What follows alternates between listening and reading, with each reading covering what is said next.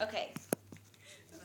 So the whole key to chemical reactions, and this is what you gotta get stuck in your head, is that you want net ionic. Now, I don't think I've ever broken down net ionic for you, but let's talk about what that means. Net. Okay, if you have a net push, say I shove one of you really hard to the right, and then someone else shoves you even harder to the left, then you go left. So this is the stuff that doesn't cancel out.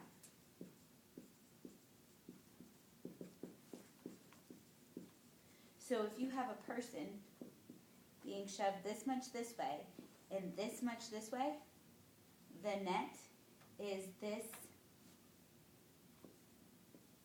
much is the net. Whatever doesn't cancel. So the idea is when you're doing net ionic reactions, you want to cancel as much as possible and only take whatever's left. So anything that doesn't cancel is key. Ionic means they're charged. What this means is I don't need to cancel out sodium chloride and sodium chloride. Because if that was true, if I had sodium chloride on one side and sodium bromide on the other side, I couldn't cancel them, right? Because NaCl and NaBr aren't the same. But what this tells me is if I use it and keep things charged, NaCl is Na plus Cl minus, NaBr is Na plus Br minus. Well, I can cross out the Na pluses because they're the same. So the key to the charges is anything that you can separate into charged species, you can cancel out one of them and keep the other, which is really important. So there's a couple main kinds of reactions. All right, it's down below. So your favorite, redox. Redox stands for something is reduced. If something's reduced, it gets more negative. What things are negative? Electrons. So something's reduced, you're adding electrons to it. And then oxidized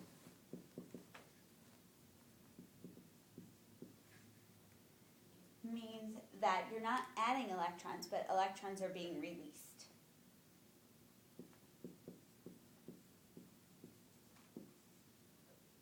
So it becomes more positive.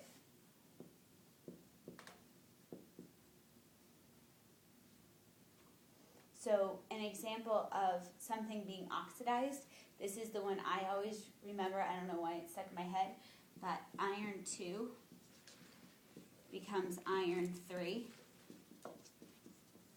And because electrons are on the right, it's an oxidized substance because it's releasing these electrons, right? It becomes more positive. If something's reduced, it would be the flip of that. You're giving it the electrons, you're making it more negative. So something like Cu plus an electron becomes just solid copper. That would be reduced.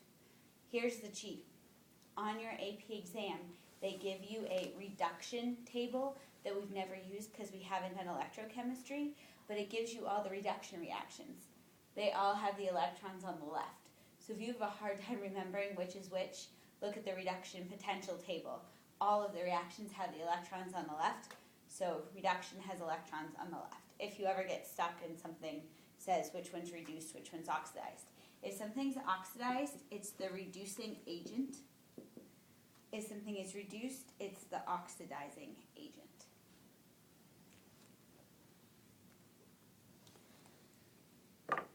So I have an example redox for you.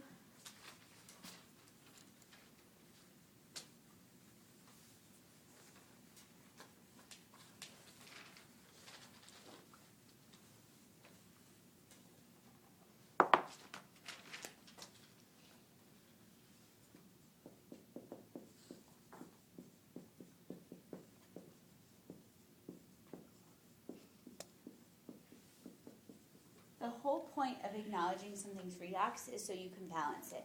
generally when we balance things, we just look at, oh, there's 2 AGs, there's 1 AG, I need to fix that. But I also have to consider the fact that there's charges. So sometimes just balancing it without acknowledging that there's charges means that you'll end up balancing it wrong. So if something's a redox problem, you have to say to yourself, okay, I got to balance charges too. How do I know this is redox? I look at it, and I look at things that generally change charges. So SO4 is 2 minus. Cu in this case would be 2 plus. Ag, because it's by itself, is not bonded to anything, is neutral. Ag over here is going to be plus 1 because I know SO4 is 2 minus and there's 2 Ags, so that would make sense. And then Cu is 0. So if I look at this, Cu goes from 2 plus to 0, and Ag goes from 0 to plus 1. Because things change charges, I know it's a redox. Now, common redox reactions are the single replacement ones, where 2 metals switch. That's a really common redox. Another really common redox is anything that seems unnecessarily long, like it couldn't possibly be anything else, or anything that has transition metals. So those inner D-block metals, common redox because they have different oxidation states. So my first step is half reactions. So this is where I divide it up. Now, before I even get here, I know SO4 is 2 minus on both sides.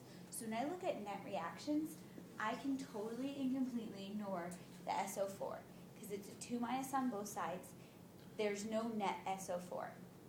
So if I look at this, my Cu2 plus goes to just Cu, and then my Ag goes to Ag plus. My next step is to balance non-H and O atoms. So here there's no H's and O's, but say this said Cu2, that I would have to put a 2 over here. So I balance these atoms first. Then I balance H by adding H plus and O by adding H2O. The trickiest part here is H plus and H2O are the only 2 things I can add. I can never add anything else. So I can never just add O or OH. Then I balance electrons.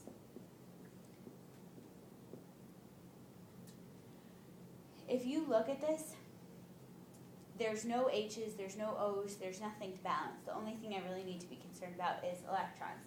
So I really have to balance the charge, by adding electrons. So Cu2 plus Cu, this has a charge of plus 2, this has a charge of 0. Electrons are negative, so I need to add 2 electrons to this side.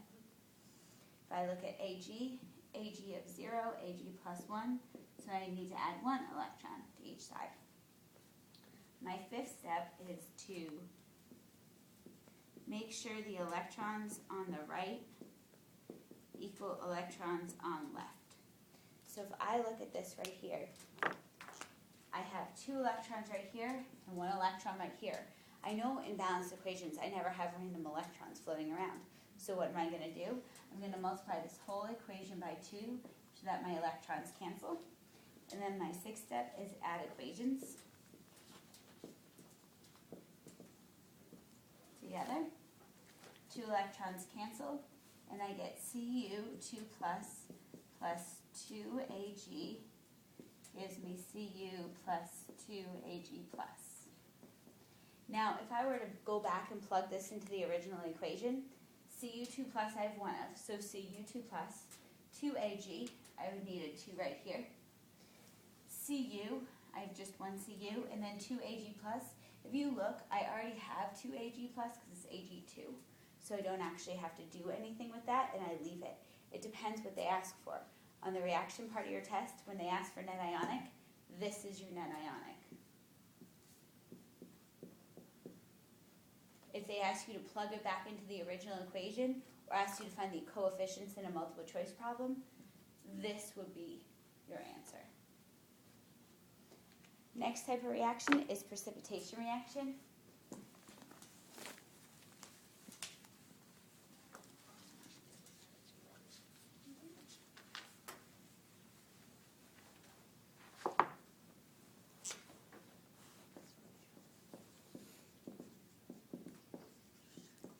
Precipitation